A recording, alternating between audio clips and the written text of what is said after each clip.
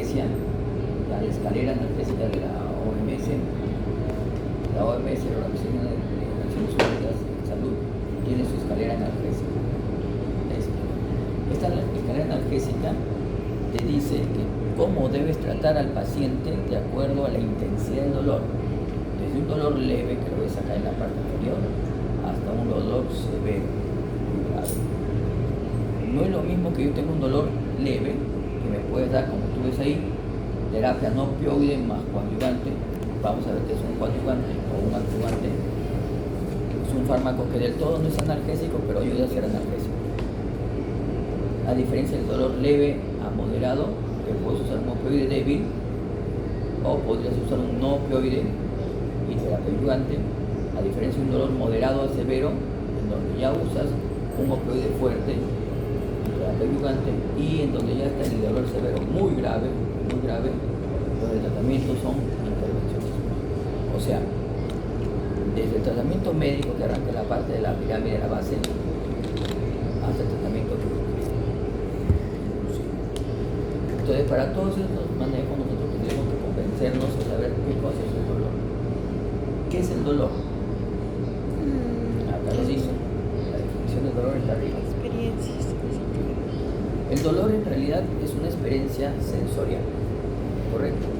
Que tiene un componente cognitivo, que tiene un componente objetivo, que tiene un componente subjetivo. ¿A qué me refiero con el componente cognitivo? Imaginemos que la doctora Hugo todos los días pasa por acá, que yo tengo clase, y yo le doy un golpe, un cocacho. ¿Pasarías otra vez? No. De repente la primera, de repente la segunda, y dice, no, este sonso cada vez que me ve me golpea, ya no paso. Aprendiste de la experiencia dolorosa. Si tú pasas por ahí te van a pegar, ya no paso. Lo aprendiste. Por eso es el cognitivo. ¿Correcto? El subjetivo es la experiencia sensorial, pero relacionada con el componente emotivo, la subjetividad. ¿Todos reaccionamos igual al dolor? No. Según culturalmente, la mujer debe llorar cuando le duele, el hombre no, porque es machito. Eso se lo dice mi papá. Yo me acuerdo, mi hermana más o menos es contemporánea conmigo. Cuando salíamos a correr los dos tarados nos caíamos. Y mi papá llegaba y me decía, yo me ponía a llorar, no, el hombre no llora. La mujer sí, y mi hermana lloraba y mi papá ya lanzando, no, hijita, no te va a doler, no te preocupes. Y yo no puedo llorar. A mí no me dolió. Sí me dolió. Pero tengo que formar. Igual son los comandos. ¿Han visto los sílabes? Ese de Rambo, ¿has visto Rambo, no? Ese se estructura solito, por pendiente. Yo he visto que eso es real. Yo he trabajado en la primera división de fuerzas especiales del ejército como médico asimilado. He sido capitán de la primera DIFE. Y ahí vi justamente un soldadito en una pista de combate. El soldadito saltaba, yo también pasé esa pista de combate así como ven. Saltábamos más o menos de la altura del borde de la puerta. O sea, subíamos y de ahí saltábamos. Entonces, yo como era medio soncito, saltaba, pero buscaba caer en blandito. El cachaco subió y saltó a la mala. Saltó y se torció el tobillo. Y estábamos a la mitad de la pista de combate. Entonces yo lo vi, en ese momento yo no estaba corriendo, yo estaba de medio. Entonces yo lo vi que se torció, y le digo, salta. Me dice, no, capitán, ¿estás loco? Mira todo lo de tu tobillo, no duele. No duele. Y terminó la pista, saltó otra vez. Cayó con el pie torcido. Y terminó y vino. ¿No te duele? No, doctor, no duele. Pero está así, está mal, le digo. No duele. Está loco. Eso a cualquiera le duele. Yo he visto comandos que se estructuran solitos, sin anestesia. Digo, ¿y eso no te duele? No. Han formado la parte subjetiva, lo que se puede formar. ¿Cierto? Ellos lo pueden formar, ¿no? A base de golpe, pero lo forman. En cambio, el componente objetivo del dolor es igual en todos. Tengo mi receptor, tengo mi conducción, hasta la percepción, pero con la modulación previa. Esa es la ruta nociceptiva, o lo que se llama la vía nociceptiva. Todos tenemos eso, no cambia. Lo que cambia es la respuesta a ese estímulo doloroso. ¿Entendido? Ese es el dolor. ¿El dolor podría ser un mecanismo de defensa? Sí. Algunos libros dicen que sí, Otros dicen que no, porque no te defiende, pero sí es alerta. A lo que dicen que es defensa, porque mira, cuando estás corriendo y te duele el tobillo, la pantorrilla, ese músculo, ¿qué haces? Te detienes. No, sería sonso que sigas corriendo. Entonces ahí te defendió de que te hagas más daño, pero en realidad el daño ya empezó. Entonces a mí no me parece que sea de defensa, me parece que es de alerta. Cuando te dice que algo está mal, te duele y tú paras. Observas, si ves pertinente sigues, no. Entonces, más que de defensa es alerta. El dolor es un mecanismo de alerta. Porque si fuera de defensa, cuando me da el infarto, que duele, me muero. ¿De qué me defendió? ¿O me defendió? Me avisó, me dijo, te vas a morir. Te moriste. Pero no me defendió de nada, ¿correcto? O sea, es un mecanismo de alerta. Sin embargo, acá lo pone como mecanismo de defensa. Ya, entonces tengan cuidado. ¿Cómo clasifican el dolor? Hay varias formas de clasificar el dolor. Lo puedo clasificar por la temporalidad, el dolor agudo y el dolor crónico. ¿Cuál es la diferencia entre un dolor agudo y crónico? Muchos dicen el tiempo, 6 meses, 3 meses. No es el tiempo en sí, es el agente. Si yo agarro un alfiler y le digo al doctor, ¿te duele? Sí, es el dolor agudo.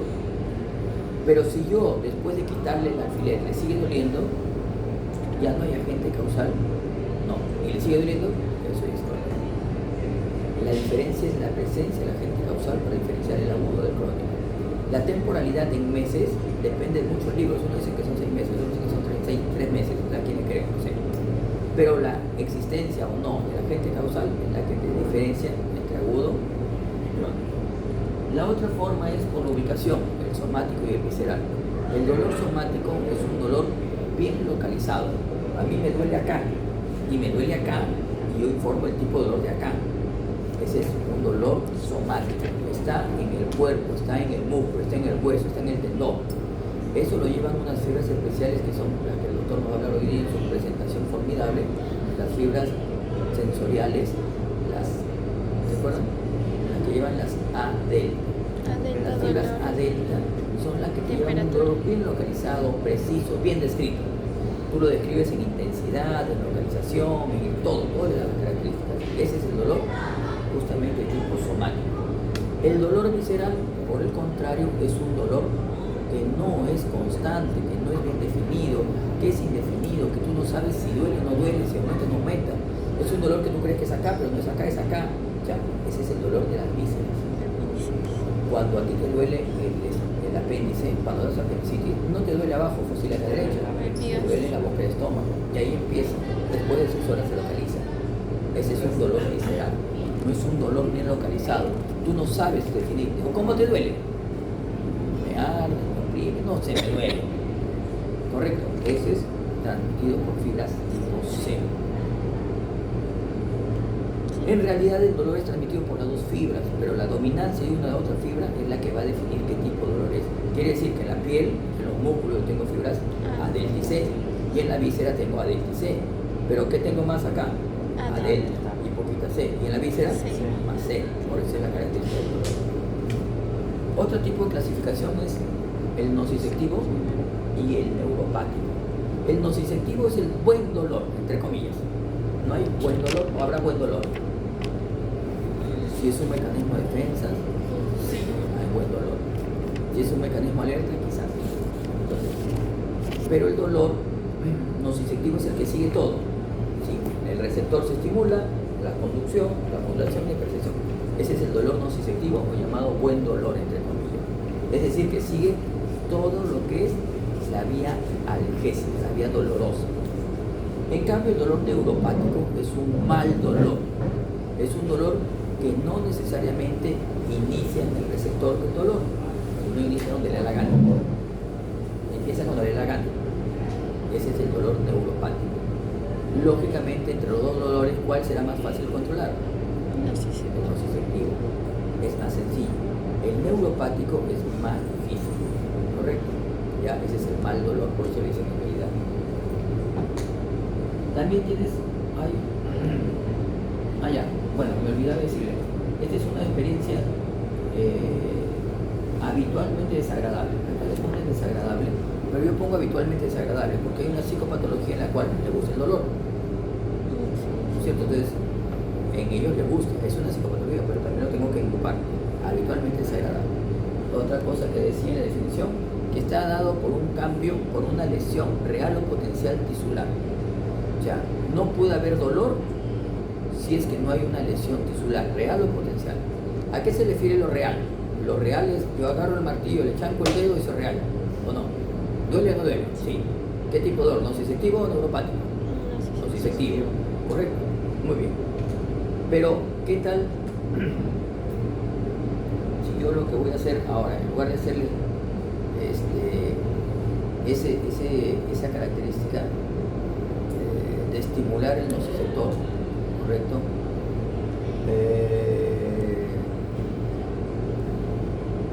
La víscera. Cuando las vísceras se hinchan, ¿las vísceras tienen sensibilidad dolorosa? Sí, hemos visto que es el dolor visceral. ¿Duelen las vísceras ahorita? No. ¿Cuándo van a doler? Cuando se empiecen a distender, ¿no es cierto? Esa distensión puede generar lesión. Claro, si genera tanta distensión, está bien. Pero mientras que se está distendiendo, se está lesionando, todavía. Pero generó dolor, sí, eso lo potencial. ¿Correcto? Ya. Bien. Esta es la escala analgésica, los G1, los G2 y los G3, que están en relación justamente con los materiales que está relacionado con la escala analgésica. Para el manejo del dolor existen varios tipos de fármacos. Los primeros que salieron son los AINES,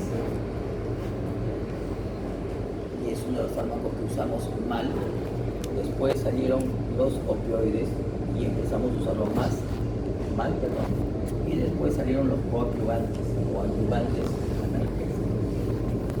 El adyuvante analgésico son fármacos sin acción analgésica, propiamente dicho, como decía al inicio, ¿no? Pero que administrados con analgésicos contribuyen a disminuir el dolor. Son fáciles de usar, entre comillas. En realidad son difíciles, pero no es fácil. El inicio de acción es muy lento.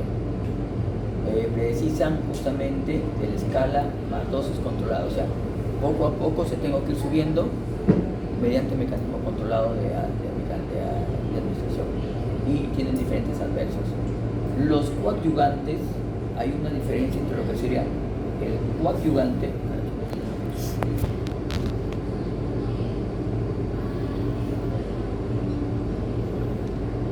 y el coanalgésico. El coanalgésico, correcto, como ustedes pueden ver, ambos pertenecen a la familia de todas maneras como adyuvantes, pero ahí ven los antidepresivos, los agonistas de los receptores alfa 2. Después me van a explicar los que hacen hoy día anestesia, por qué los alfa 2 pueden ser coadyuvantes también en el dolor y en la anestesia. El cannabis, los cannabinoides, ya lo saben que se utilizan, ya están autorizados en el Perú.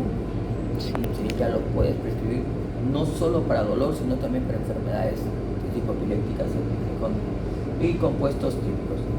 Esos son polivalentes. Y para el dolor neuropático, anticonvulsivantes, inhibidores de los receptores NMDA, inhibidores de receptores de GABA, bloqueadores de los canales de sodio. Y los coadyuvantes propiamente dichos, tenemos relajantes musculares, benzodiazepinas, glucocorticoides, inhibidores. Entonces, ya tenemos un gran grupo de fármacos que, como les dije, no son analgésicos, pero administrados con los analgésicos van a favorecer. Y entonces te das cuenta que estos no te van a servir, o te van a servir mucho más para un tipo de dolor, que es el dolor crónico. ¿Por qué? Si tú te das cuenta, tengo antidepresivos, anticonvulsivantes. ¿Por qué el antidepresivo sería un coadyuvante? Bueno, porque justamente en el dolor crónico juega mucho la parte de la afectividad. Vamos a verlo cuando lleguemos a esas clases, cómo funciona muy bien y cómo se relaciona con esta teoría, lo que sería el fármaco antidepresivo en el dolor crónico. Mucho más en esos dolores crónicos que son por cáncer, ¿no? Un dolor por cáncer, ya sabes, el paciente que no se va a curar, pero le va a doler. Entonces, ¿qué hago con el paciente? Le doy un tratamiento paliativo. Es decir, esto no te cura, pero vas a vivir lo que te quede bien. Correcto. Por el otro lado tenemos lo que serían los AINES. Los AINES que ustedes ven ahí son los antiinflamatorios no esteroideos. Y los tienes en tres grupos importantes.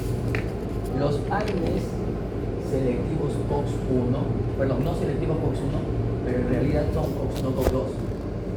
Ahí está el ácido salicílico, el naproxeno, el glucoseno, todo lo que ustedes conocen. Todos están ahí. Piroxicam, ketorolaco, paracetamol. Entonces tendríamos que conocer un poquito las cascadas de la COX, ¿no es cierto? Si ustedes hacen memoria un poquito, revisan un poquito lo que vimos los fosfolípidos de membrana en alguna vez, ¿se acuerdan? Vimos que había una fosfolipasa. La fosfolipasa A sub 1, A sub 2, B, C y D. Acá la que me sirve la fosfolipasa A sub 2. Esa era la que rompió el segundo enlace este. Y al romper el segundo enlace este, ¿te acuerdas? Acá estaba el primer enlace este, el segundo enlace este, y acá se liberaba un ácido graso, porque rompes ese enlace este. Ese ácido graso es el ácido araquidónico, el AA, o también llamado C2.20, ¿ya? C420. ¿Por qué se llama así? Porque tiene 20 carbones y 4 enlaces dobles. Ese es un ácido graso poliinsaturado. Correcto. Curiosamente, ese ácido graso poliinsaturado es un ácido omega 6. ¿Ya se acuerdan los omega? Omega 6, omega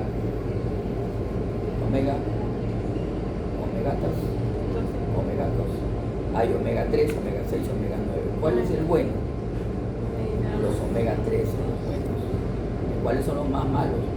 Los omega 9 y los omega 6 en regular cantidad. Pero el bonito es el omega 3. ¿Y por qué se llaman omega 3, omega 6, omega 9? Porque justamente cuando ustedes hacen la estructura química del ácido graso, el primer enlace doble lo van a encontrar en la posición 3, comenzando de la parte distal, no de la proximal. Comienza de la parte distal, carbono 1, carbono 3, y en la posición 3 está el primer enlace doble. Se llaman omega 6 porque en la posición 6, empezando de atrás, está el primer enlace doble. Y se llama omega 9 porque está en la posición 9. Son eicosanoides. Eicosanoides son estructuras químicas de 20 carbones. Correcto. Este es el que se libera justamente por la fosfolipasa A sub 2, es el ácido araquidónico. Ese ácido araquidónico entra a 4 cascadas muy importantes. Una de esas cascadas es la de la COX, y lo que va a formar son prostaglandinoides, y de ahí las prostaglandinas y los tromboxanos. Correcto, tromboxanos. Esas enzimas son de dos tipos, COX-1 y COX-2. La COX-1 es homeostática, quiere decir que en todas partes del cuerpo sirve para algo, para defenderte de algo, una función fisiológica, una función normal. Mientras que los COX-2 son inflamatorios. La COX-2 es proinflamatoria, excepto en el hipotálamo y en el riñón. Entonces, cuando tú tienes un proceso inflamatorio, se dispara la COX-2 y la COX-1, pero más la COX-2, en un proceso inflamatorio. Cuando tú das un AINE no selectivo, tú bloqueas este y bloqueas este. ¿Cuál es el efecto? Bloqueas la inflamación, perfecto, pero también bloqueas lo homeostático. Un elemento homeostático, por ejemplo, es el factor protector. La prostaglandina a nivel del estómago aumenta la producción del moco y disminuye la producción del ácido. Eso lo hace la COX-1 con su prostaglandina. ¿Qué pasa si yo bloqueo eso? Disminuyo lo que sería el factor de producción de moco, o sea, de barrera mucosa gástrica baja, y sube la acidez. Eso se llama gastritis por AINES, ¿correcto? Eso es lo que hace. Entonces ahí, todos estos de acá, incluido el metamizol, doctores, por favor. El metamizol es un AINE. Si eres alérgico a los AINES y tienes fiebre, no le vayas a poner metamizol, lo matas. El metamizol, dipirona, o más conocido como antalgina, es un AINE. En Estados Unidos no se usa, en el Perú lo seguimos usando. En Estados Unidos genera una alteración a nivel de los vasos de los elementos formes de la sangre, ¿correcto? Y no se usa, se ha proscrito, pero dicen que en el mestizo eso es menos incidencia. Y como el Perú es lleno de mestizos, lo seguimos usando. Bien, de ahí viene lo que serían los inhibidores preferenciales COX-2, o sea, no son selectivos, sino tienen cierta predisposición para bloquear la COX-2. Ahí está el meloxicam, la nimesulida y el sotorol. Esos son casi selectivos, si lo quieres llamar también, pero no son selectivos. Es decir, estos bloquean las dos. Este bloquea preferentemente la COX-2, este COX-1 y COX-2. Este es la COX-2 preferentemente, pero también bloquea COX-1. Y están los selectivos. Celecoxib, etorecoxib, rofecoxib, valdecoxib, etorecoxib, lumiracoxib. ¿Cuál es esto? Todos los COX-2 se terminan en coxib. Por eso es que se llama también a estos los coxib, nada más. ¿Ya? Esos son selectivos. ¿Cuál es la ventaja de estos? Que esos no bloquean la COX-1. O sea, las propiedades homeostáticas del cuerpo permanecen estables. Salvo en el hipotálamo y en el riñón. Si tú redes el inserto de estos, tiene un montón de rango. Más que eso. Hubo en su momento uno que salió al mercado hace, no sé, será 15 años atrás. Era el Biox, 50 miligramos, lo sacó Merck Charandon. Y el tema es que esos generaron en ese grupo, que empezamos yo empecé a prescribir a pasto porque era buenazo, era la panacea. Nunca lo tomé, pero sí lo prescribí. Empezó a generar en esos pacientes con tratamiento crónico más de año y medio por este fármaco, el Biox, generó problemas cardíacos, infartos cerebrales. Lo tuvieron que sacar del mercado casi a los 4 años. Entonces le ha quedado como estigma a los COXIC ese riesgo de tratamiento crónico, cuidado, puede pasarte esto. Entonces nuestra paciente, que es una paciente crónica, la del inicio del cuadro, ¿le daríamos un COXIC? De preferencia no. ¿Ya? Finalmente vienen los opioides, los analgésicos opioides, que son los opioides del opioide, no, estos son los opioides. Los mejores analgésicos, muy buenos, te quitan el dolor, hay a veces para siempre, porque te matan, vienen para siempre. Entonces, lo tienes agonista parcial, agonista puro, agonista antagonista, y lo vamos a ir viendo poco a poco. Estos tienen un mecanismo de acción, les comenté, tú tienes un receptor, llevas el dolor, lo llevas hasta la corteza, pero en el camino a la corteza a nivel central, ahí hay un analgésico endógeno para cohibir el dolor que se ha generado antes de que llegue a percibirse. O sea, se traduce, se conduce, se modula y se percibe. Estos de acá trabajan justamente en el proceso de la modulación. Son analgésicos endógenos, estimulan la analgesia endógena. Son fármacos externos, no, pero estimulan la analgesia endógena. Entonces, esos son los fármacos que nosotros vamos a enfrentarnos el día de hoy. Más los corticoides que están puestos ahí porque son antiinflamatorios. El uso excesivo de paracetamol puede ocasionar daño hepático, ya lo habíamos visto, ¿no? Hoy día vamos a ver justamente el producto que les he mencionado casi todas las clases del paracetamol, y el mecanismo de control y la falla cuando usa mucho tiempo o por mucha dosis. O sea, cuando tienes intoxicación.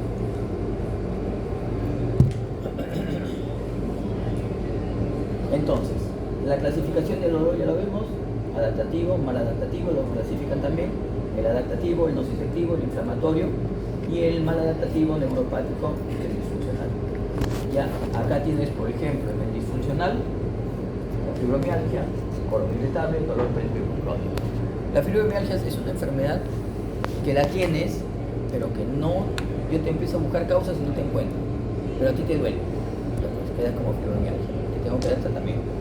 En cambio, el dolor neuropático, que si ustedes lo ven acá, neuropatía diabética, dolor electrociático, el herpes zóster. ¿Han escuchado hablar del herpes zóster? Sí. La neuralgia posherpética. El herpes zóster es un virus que nosotros lo tenemos alojado desde el momento que nos da varicela. Se llama virus de la varicela zóster. Por eso te da varicela cuando te infecta por la primera infección. Y después, a los años, que se queda alojada en los ganglios de la raíz dorsal, ¿cierto?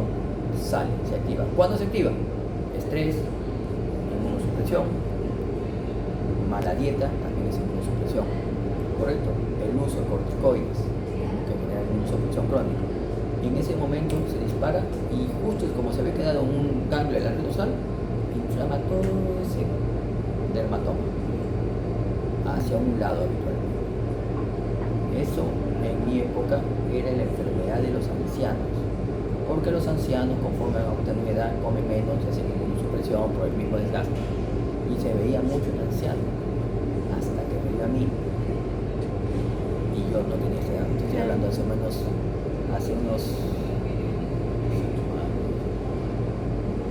cuando yo estaba, cuando estaba haciendo mi primera maestría.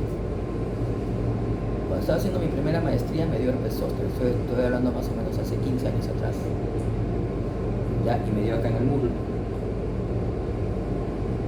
Era una época en la cual yo trabajaba, enseñaba y estudiaba la maestría. Por eso me acuerdo que era mi primera maestría. Y estaba en semana de exámenes, y estaba en semana de dictar más, aprender nuevos cursos para enseñar, y estaba en el trabajo full, con problemas. Entonces estaba recontraestresado. Antes de eso casi me choco, yo sé, paso. Ya en la Costa Verde, yo siempre conducí por la Costa Verde, casi me sacó la de San Quintín. Reventé el carro porque yo no hice nada. Y todo eso se iba sumando, hasta que un día me levanto y tenía un ardorcito acá, en el muslo, que empezaba en la ingle y terminaba en la rodilla. Que iba pasado, ¿no? Y en el transcurso del día siguiente, 2 días, brotó. Ampollitas. Me vi ya, pues este sol, pues, no me va a dar varicela, ya me dio varicela, no me va a dar otra vez varicela, y solamente en un sitio también fumaba, herpes. Entonces, consulté con mis amigos médicos en donde trabajaba y me dijeron hay que tomar aciclovir. Ya lo vas a aprender el proceso. No tomé. No me gusta mucho. Y se curó en 9 días. El dolor es intenso. Yo me ponía la ropa y solo el roce de la ropa sobre las vesículas te generaba dolor. El aire te generaba dolor. Yo quería estar en short, acá, a la ingle. No se podía, estaba trabajando. No pedí descanso médico porque no recibí tratamiento. Entonces me iba a trabajar normal, me iba a la universidad normal, iba a enseñar normal, entre comillas normal, y usaba un pantalón que si me acuerdo lo tenía así separado, separadazo. Y el ciclovir en crema se me echó a pasos. 9 días me pasó. Pero hay ancianos, y eso sí es más frecuente en ancianos, que ese dolor les perpetúa después de haber terminado la enfermedad. Y esa es la neuralgia posherpética y se convierte en un dolor neuropático. Difícil de tratar, muy difícil de tratar. Los de arriba son los más frecuentes, el inflamatorio y los nociceptivos ya lo conocen. En cuanto a lo que sería otra forma, catarro justamente igual, la misma clasificación. Pero tú lo ves acá, el nociceptivo, el dolor inflamatorio, el nociceptivo inflamatorio y el neuropático y una mixta, ¿no es cierto? ¿Ya? Dentro del mixto que tiene de ambos, la migraña todavía no se sabe qué lo genera, pero te duele. ¿Alguien tiene migraña acá? ¿Sufre migraña? En mi familia hay familias migrañosas. Mi abuela, la mamá de mi mamá migrañosa, mi mamá migrañosa. De sus hijos, 4 somos nosotros, mi hermana menor y mi hermano el segundo, los 2 migrañosos. De la descendencia, o sea, de los nietos, la hija de mi hermana migrañosa, las 2 hijas de mi hermana migrañosa. De mis hijos, en mi familia, no hay migraña. O sea, mis 2 hijos no tienen migraña. En la familia de mi hermano mayor, que no tiene migraña, su hija tiene migraña. ¿Cómo puedo diagnosticar migrañas? ¿Cómo puedo decir esto es migraña? La migraña es un diagnóstico de descarte. Es decir, me duele la cabeza, me voy al neurólogo y me hace todas las pruebas, no me encuentra nada de migraña. Descarte. O sea, no encuentro nada estructural ni funcional y te duele. Migraña. Lamentablemente es así. Y el tratamiento es abortar la migraña. Ya lo vamos a llegar a ver también un poco con los abortivos de migraña. Entonces, este es el que quería que conversen un poquito. Ya estos de acá, ya los hemos olvidado del dolor postoperatorio, la artritis. Hay un dolor que se da en las partes musculares en general. La isquemia, esto es por hipoxigenación. El trauma, pues definitivamente genera dolor. Hacia el otro lado tenemos la neuralgia trigémino, la neuralgia de Arnold también. La neuralgia trigémino es una neuralgia que se produce por compresión en el nervio trigémino, justamente en esta rama. Y es tan intenso ese dolor que requiere opioides. Mi mamá tenía una neuralgia trigémino.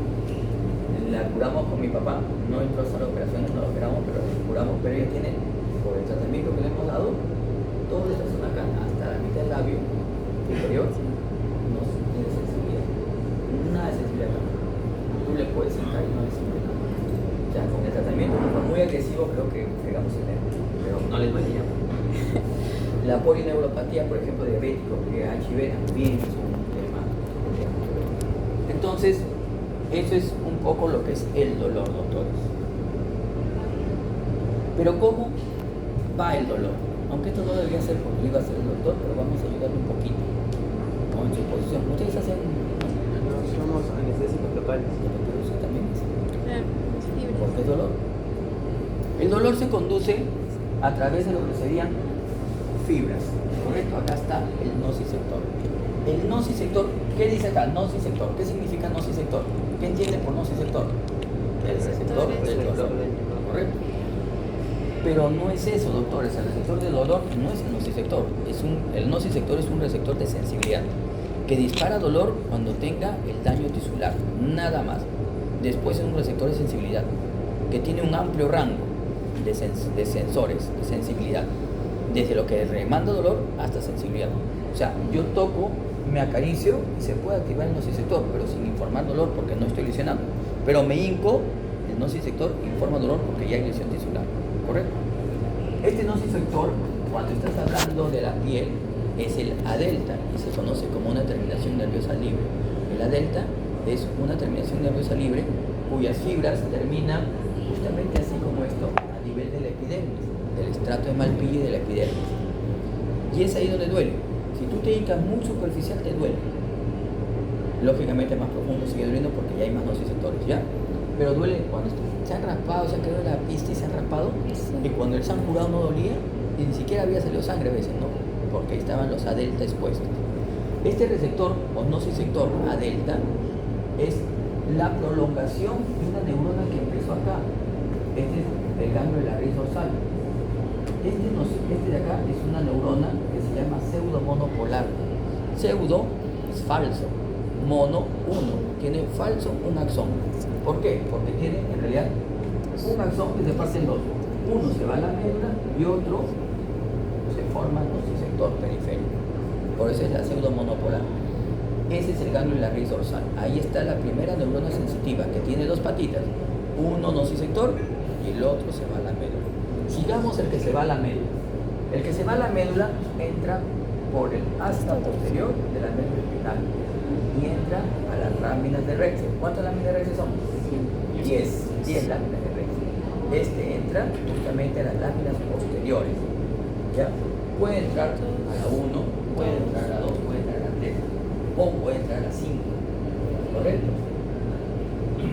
Y de ahí lo que va a hacer es encontrar justamente la segunda neurona sensitiva, donde hace sinapsis, y de acá lo que va a pasar es justamente, habitualmente el 90% de las fibras recusan, pasan de aquí al otro lado, 90%.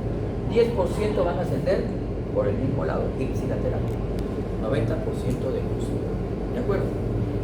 Vamos hasta ahora a dos neuronas. Esta neurona de acá, olvídense de abajo, estoy yendo por la de acá de arriba. Esta neurona de acá va a llegar justamente, o va a subir a través de este haz, el haz espinotalámico lateral. Hay dos haces espinotalámicos, el lateral y el ventral. El espinotalámico ventral va a llevar otro tipo de sensibilidad. En este caso estamos hablando del haz espinotalámico lateral. En lo que es el tallo encefálico, voy a hacer sinapsis y de ahí lógicamente se va a ir primero lo que es el tálamo y de ahí va a disparar justamente hacia lo que sería ya la parte superior, ¿no? Acá es manda una ramita y llega al tálamo y del tálamo a la corteza somatosensorial. Dependiendo de dónde te hayas dolido, se va a informar allá. Finalmente, acá hubo la lesión y yo sentí acá, arriba, ¿correcto? Esta es la vía nociceptiva aferente de ella.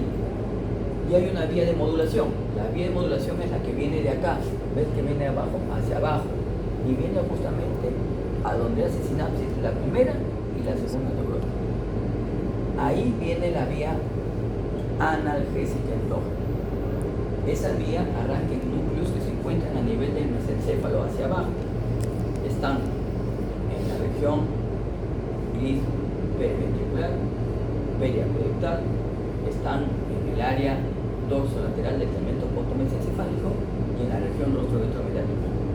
De ahí baja toda esa información y esa conexión neuronal es a través de los péptidos opioides endógenos, las encefalinas. La última conexión que hay desde el bulbo hasta acá, del bulbo hasta acá, la última conexión que hacen es de acá, la última conexión. Esa conexión es a través de serotonina. Esa conexión es de serotonina, ¿correcto? Y de acá, entrar en contacto con esta para inhibirla, esa es otra vez la encefalina CoE. Acá hay una interneurona que no está dibujada, que es la que modula que este dolor no suba al 100%. ¿Por qué es importante que haya una vía que conduce el dolor y una vía que module el dolor? ¿Por qué es importante fisiológicamente? Para la respuesta, para quitar el dolor. O sea, no, ¿por qué modulo el dolor? Sería la pregunta. ¿Por qué existe esa vía endógena analgésica que les acabo de escribir? La función de esa vía analgésica es evitar que mucha información sensitiva analgésica llegue a la corteza y la desorganice. Si yo me chanco el dedito, ¿va a haber información? Sí. Va a llegar, hay una analgesia endógena y va a llegar lo suficiente como para que diga, oye, te chanco el dedito, revísalo. Ya me pasó.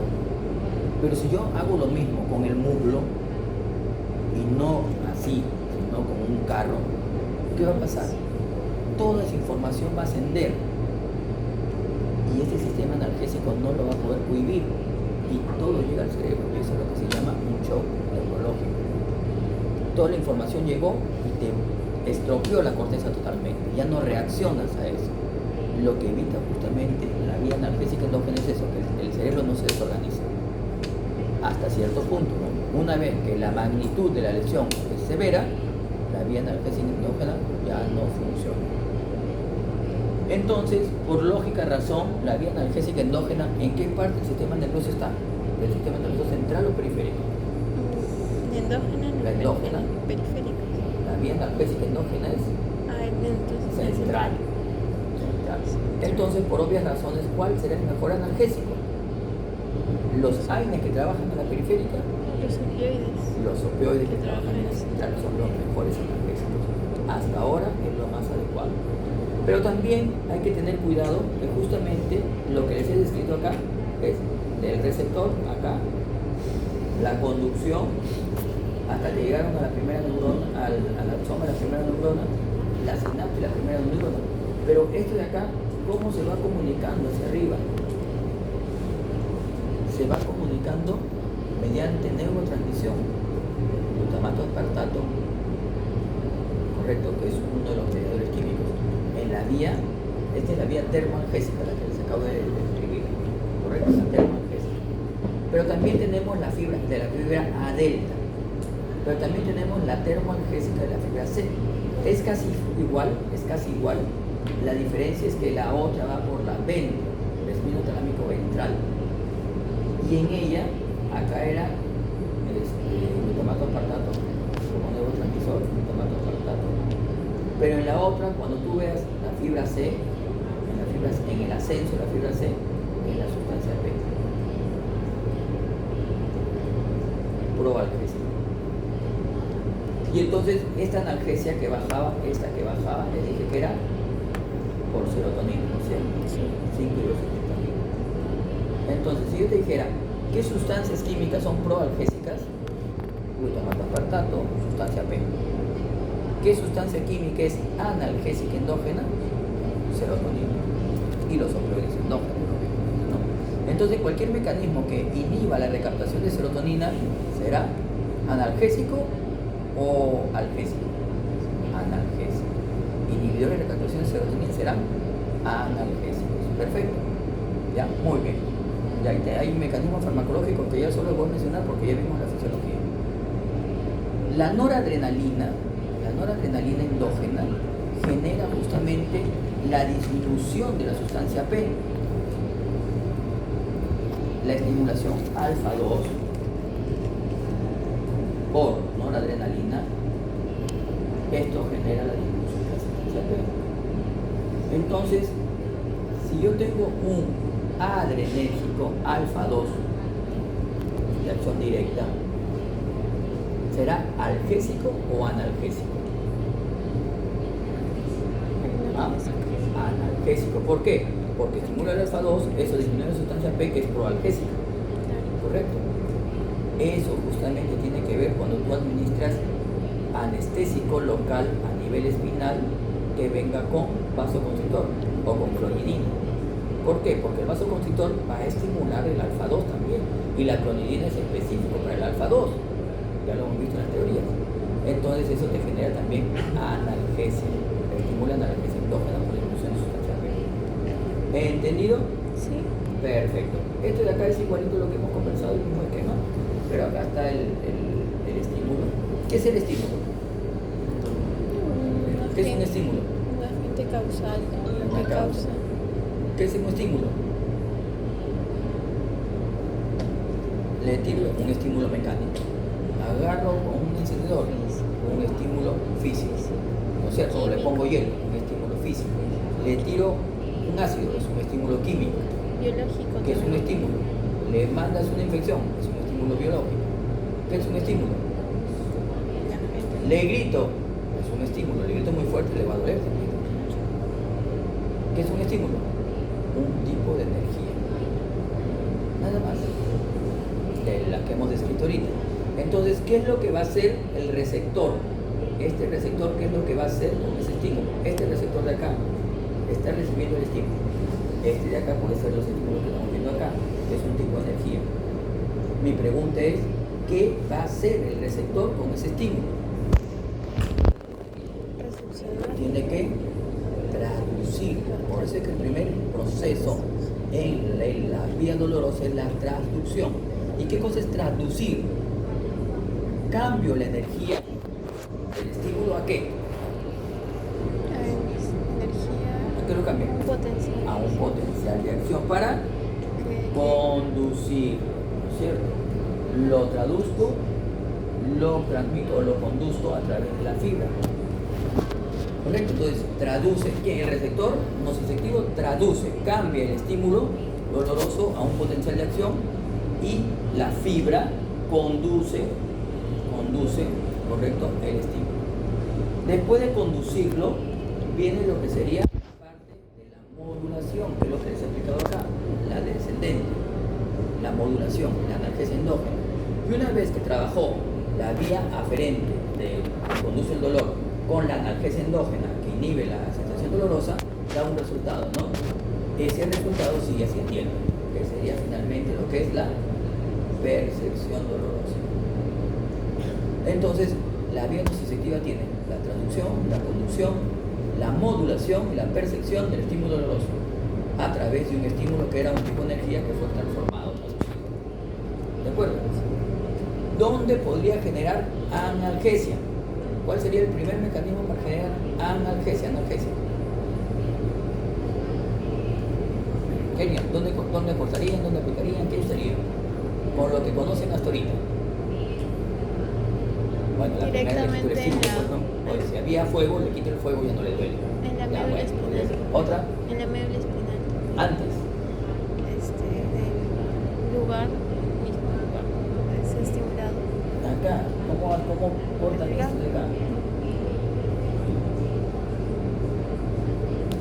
En el nervio, entonces.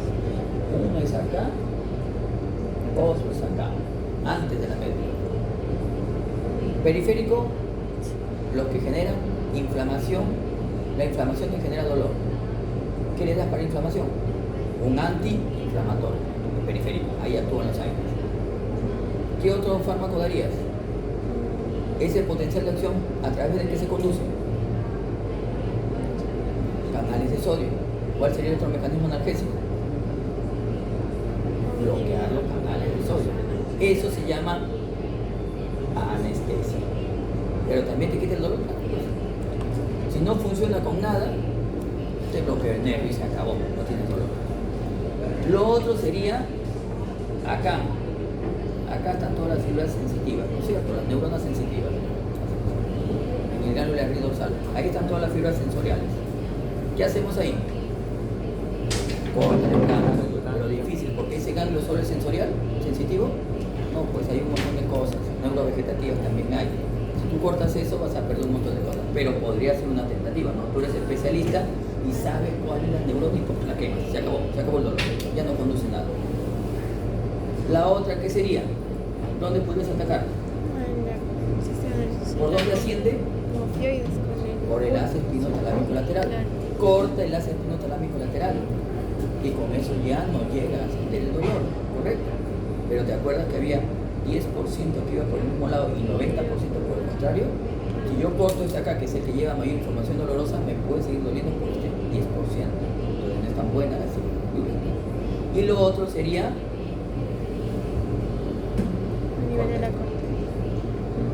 la corteza somatosensorial, pero tampoco que sería salvaje, ¿no? Pero podría llegar a hacerse eso. En esos casos solo serían crónicos. En casos severos, claro. O sea, ya no funciona nada. Caballero, pero no se ha llegado, la ovectomía es bien raro. Antes sí, ahora ya no. Ahora los fármacos coadyuvantes que tienen que ver mucho con la química cerebral ayudan a ese proceso. ¿Entendido?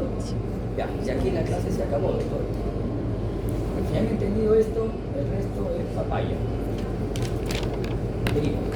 Acá está la vía, igualito. Acá está la analgesia endógena que les acabo de iniciar. Y ¿se acuerdan que les dije que arrancaba? ¿En dónde? La sustancia gris periaqueductal, ¿correcto? Pero antes de eso, arribita de eso, tenemos lo que sería la sustancia gris periventricular. Y ahí, debajito de eso, tengo el área dorsolateral del tegmento postencefálico y abajito de eso voy a tener al bulbo. Del bulbo va a bajar la información que va a inhibir justamente acá. Ahora sí la tengo, ¿no es cierto? Norepinefrina y serotonina, qué bonito que trabaja. Glutamato, sustancia P, laicinina, otros, qué bonito. Estos estimulan, estos, ¿ya ven? Ahí está el saber universal. Y acá estaba justamente la interneurona que dije que no la habíamos visto antes, que bloqueaba el dolor a través de lo que era la caída de serotonina. Y esta comunicación acá en esta neurona es por encefalinas, los POE. O sea, cuando tú das un POE, el POE va a actuar desde arriba, acá en el tallo encefálico, en el mesencéfalo, hasta la unión de la primera y segunda neurona, bloqueando el impulso nervioso. Son analgésicos formidables, muy buenos analgésicos entonces, pero no todo está así de bonito. Algo malo tendrá y eso es lo que vamos a buscar ahora. Bueno, esto es para que vean igual. Ahora vamos a ver cómo lo hace. Lo hace a través de sus receptores. La analgesia endógena, que es espinal, se realiza a través de sus receptores presinápticos y postsinápticos. Son proteínas, bueno, ya se les dije, son proteínas GQ, ¿ya? Pero deben de ser inhibitorios, ¿no es cierto? ¿Ya? Son inhibitorios porque inhiben la conducción. Ahí tengo el MU, hay el MU, el delta, el kappa y el receptor. Hay un receptor que no está ahí, que es el receptor huérfano de la orfanina, ¿ya? Pero manejemos esos tres nada más, no me interesa el otro en realidad. Y como ven, lo que va a hacer es disminuir el flujo de calcio, disminuir la transmisión, aumentar la consustancia de potasio. Y estos son mecanismos excitatorios y inhibitorios. Inhibitorios. O sea, lo que hace es inhibir. Acá están los receptores, el MU de la vaca, MU, delta y kappa. Y en cuanto a su función, mira, analgesia espinal supraespinal, analgesia espinal supraespinal. Todos generan lo mismo, MU, delta y kappa. Pero el efecto es mucho más cuando es MU. Es malo, opioides le dicen muy fuertes, no muy fuertes, ¿no? Muy fuertes porque actúan en el receptor MU. No es que sean muy fuertes, bueno, también son fuertes, ¿no? Pero se les llama muy fuertes. Pero mira, también el MU tiene otro tema. No solo genera analgesia, sino también genera depresión respiratoria y cáncer intestinal. Entonces, ¿qué tenemos en nuestra paciente del caso inicial? ¿Qué tenía? Sueño, estreñimiento, constipación, ¿no es cierto? No había depresión respiratoria porque la dosis no es para ello, pero podría ser un riesgo, ¿no es cierto? Entonces, esos efectos que tengo son efectos MU pero en otro sitio, no en el sistema nervioso central, sino en el tubo digestivo, los que le generan los RAM. ¿Pero qué quieres, dolor o RAM? La de RAM. Dolor, el dolor, doctora. Ah, ya ves, ahí está la psicopatología, ¿no? RAM. El RAM. Entonces controla el RAM. ¿Cómo controlarías el RAM de la sedación? Bien difícil. ¿Ya? Entonces, bueno, trata de tomarlo en la noche, ¿no? Para que duerma una sola. Pero el tránsito intestinal, oye, toma líquido, come fibras, algo de trigo, hace un hábito vacatorio, anda al baño y puja de todas maneras, ¿no es cierto? ¿Ya? Pero más de eso, nada. El kappa también tiene los mismos. Es más, algunos dicen que el kappa es el que tiene que ver más con esos procesos. Pero también depende de la afinidad. Ustedes ven acá la afinidad de los opioides endógenos. Los opioides endógenos son endorfinas, encefalinas y endorfinas. Son tres. Todos los tres son llamados también encefalinas, por si acaso. O sea, las encefalinas se dividen en endorfinas, encefalinas y endorfinas. Oye, pero encefalina sí, la encefalina es la mamá de todas, pero hay una que es la hija, que se llama encefalina. ¿Ya? Y mira la afinidad, ¿no? Por la afinidad de que tú puedes ver justamente lo que sería el mayor efecto. Esto es lo que estábamos conversando justamente del ácido araquidónico. ¿Quién actúa acá para que se forme el ácido araquidónico? Fosforipasados. La fosfolipasa A2. A2. Esta rompió el segundo enlace de éster y te libera de un ácido graso. En este ácido graso es el que se llama el ácido araquidónico. Este ácido araquidónico, como les comenté, era un ácido de 20 carbones, omega 9, que es atacado por, en este caso, porque tiene 4 cascadas. Solo estamos viendo uno. Acá falta el alox, falta el HP y falta una más que nunca me acuerdo. No nos interesa, pero son 4. 3 te importan. ¿Ya? Ahorita una, solo es la de la COX. Ya tienes 2 COX. Pero en realidad tienes 3 COX. Acá hay 2. COX 1, la COX 3 que es una isoforme, la COX 1 y la COX 2. La COX 1 homeostática, la COX 2 era la Inflamatoria, menos excepto en el hipotálamo. hipotálamo y en el riñón. Y esto te lleva a formar las prostaglandinas o prostanoides y los tromboxanos. ¿Cierto? Acá están los tromboxanos y cada uno de ellos tiene su receptor que están en línea, toda esta línea acá, que yo no lo voy a ver. Ustedes solo me van a decir, ¿se aumenta en específico qué receptores? GS. ¿Ah? Proteína G. ¿Se aumenta corriente de calcio? GQ. GQ. Se acabó. ¿Ven? Si ya lo saben bien, ya no tienen que aprender, ya no voy a hacer todas las diapositivas. ¿Ya? Y tienes también acá en flujo, disminuye, aumenta, acá tienes el GS. Y cada uno tiene ese efecto, dependiendo de dónde actúe en el tubo digestivo. Esta es la respuesta inflamatoria. Vamos a hacer un juego. ¿Hasta qué hora tengo la clase? 9 y 10. No, la teoría. Ah, 7:45. 7:45. Sobrado, acabó la teoría. Ya se lo voy a pasar rápido. Un juego vamos a hacer. Vamos a jugar con la doctora, que yo agarro un alfiler y linko con la misma intensidad en el mismo sitio, todo igualito. Linko una vez y después 19 veces más, en el mismo sitio, la misma intensidad. Mi pregunta es, ¿cuál duele más? ¿La primera hincada o la 20ª? La primera. ¿Todos de acuerdo?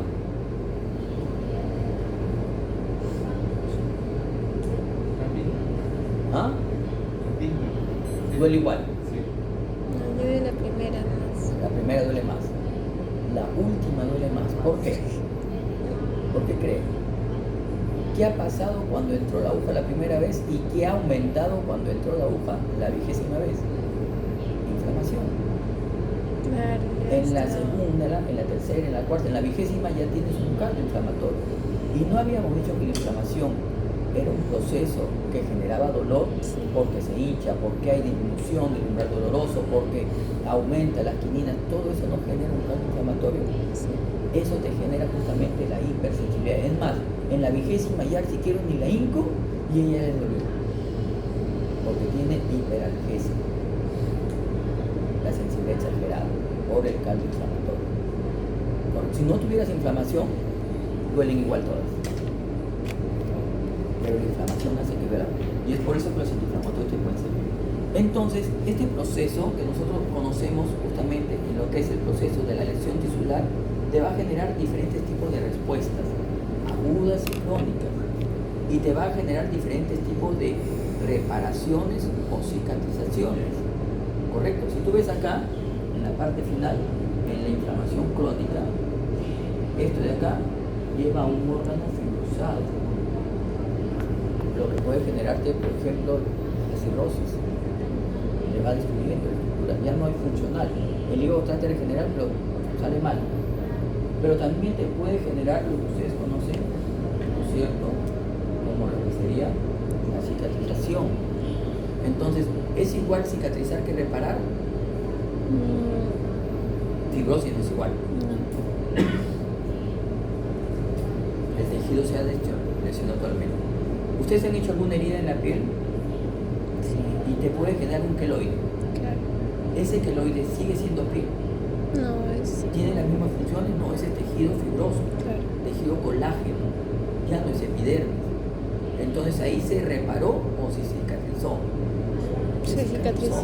Sí. Vale. Se repara cuando cumple otra vez su función el tejido lesionado.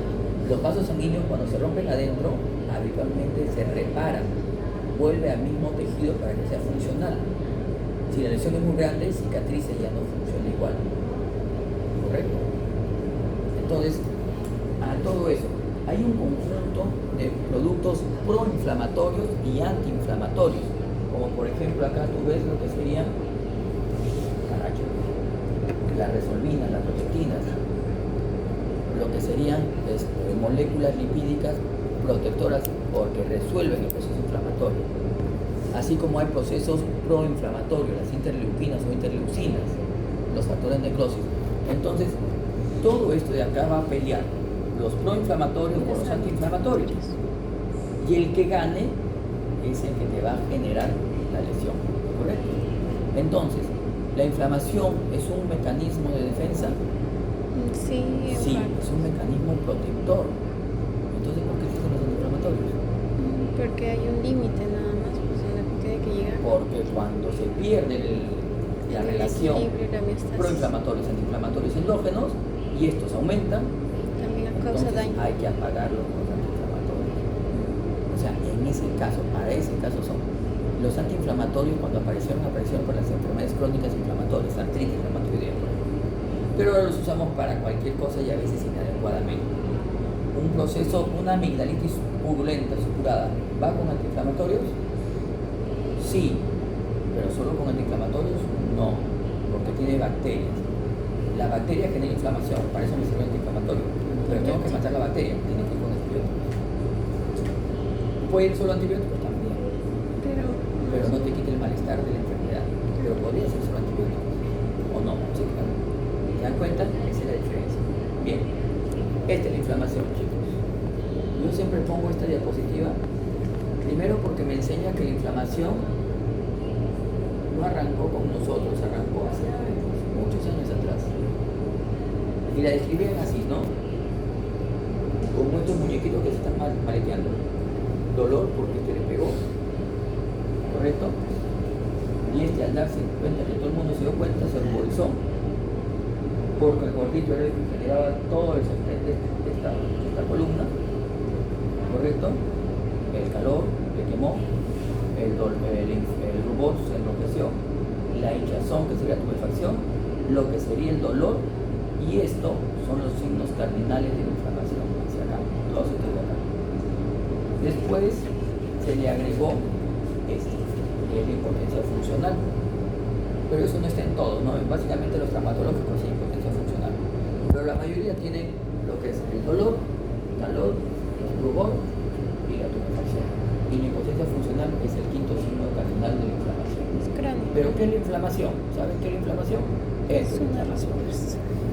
La inflamación, que la baja al centro acá. Antes esta era animada, ya la saqué la animación.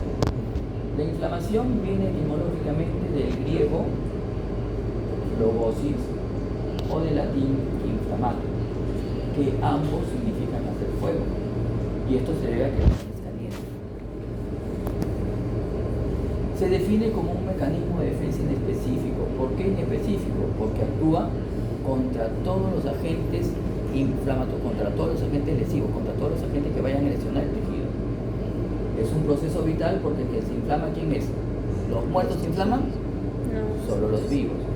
Pero es un proceso dinámico porque influye partes humorales, partes celulares, partes vasculares, partes metabólicas. Todo influye, por eso es que es dinámico. Esta inflamación solo existe en organismos pluricelulares. Las bacterias no se inflaman, pero sí nos inflaman. Pero una bacteria unicelular no se inflama, solo los organismos pluricelulares. Y eso es porque tienen un tejido conectivo vascularizado. ¿Hay tejido conectivo avascular? Entonces, No hay tejido conectivo. ¿Está bien? Sí, porque Sí, el tejido no. conectivo es Todo tejido vascularizado. conectivo es vascularizado, ¿no es cierto? Mentira, mentira. Hay tejido conectivo vascular y tejido conectivo avascular. En tu punta de la nariz, el cartílago, en tu oreja, el pabellón, Bueno, el sí, cartílago, sí, sí. en las válvulas cardíacas, el cartílago, en las articulaciones, el cartílago, es avascular. Pero si es avascular, ¿por qué vive?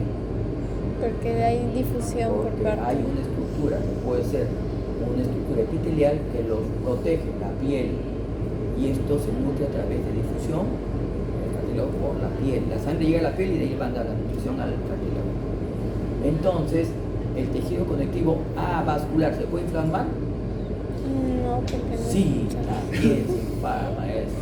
Pero yo estoy diciendo que es el conectivo vascular, oso, fumado. No. Yo te digo que sí se inflama porque hay condritis, si no nos hubiera el término de condritis, ¿no? ¿Hay condritis o no hay condritis?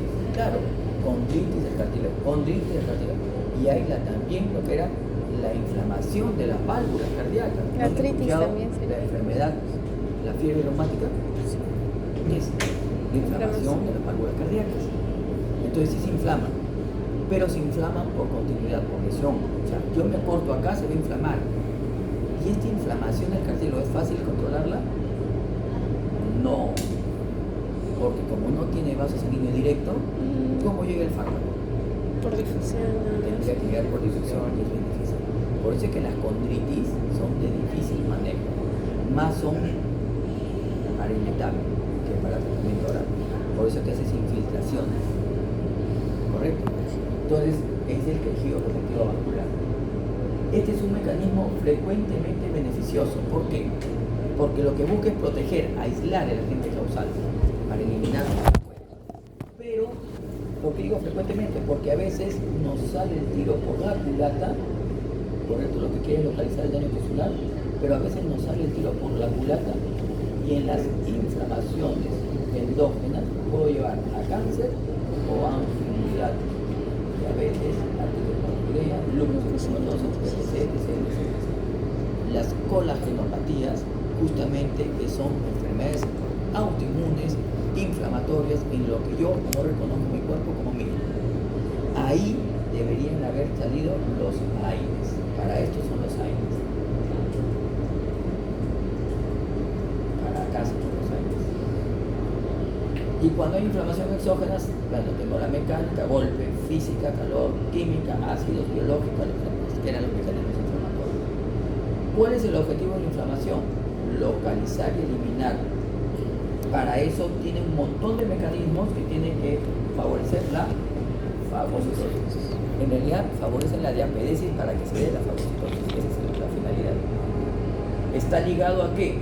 Esto siempre va a tener que estar ligado a la regeneración, es decir, restituyo el tejido dañado, o a la cicatrización, es decir, reemplazo el tejido dañado por uno no funcional. Y que clínicamente se caracteriza por los signos cardinales que ya vieron. Esa es inflamación nocturna. Esa tabla la tengo hecha, creo que desde que era estudiante. La única forma como aprendí inflamación. Nunca me lo olvido. Y siempre se las pongo a todas las clases, en todos los sitios donde llevo, le pongo eso. Me parece que es una forma. Así deberían hacer ustedes. ¿Tú crees que yo vengo leyendo otra vez? Nunca. Ya la tengo parte de mi cerebro. Ahora sí empezamos la casa. Acá está el fosfolípido, los ácidos omega, que ya lo hemos conversado. Ahí están los 20 carbones con los 4 enlaces dobles para el ácido araquidónico. Ahí está la ciclohexanasa, o COX-1 y COX-2, que te llevan a formar los prostanoides y los tromboxanos.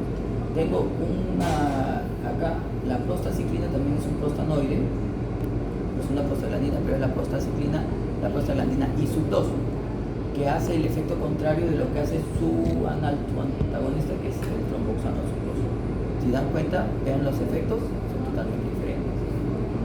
Estos son los targets, ya sabemos dónde vamos a trabajar, lo hicimos en la primera diapositiva. Puedo trabajar en el receptor con los AINES, puedo trabajar en la conducción con los anestésicos, puedo trabajar rompiendo, puedo trabajar con la analgesia endógena. Esos son todos los targets. Acá están los mismos targets que yo les estoy planteando. Denme medio minuto. ¿Aló?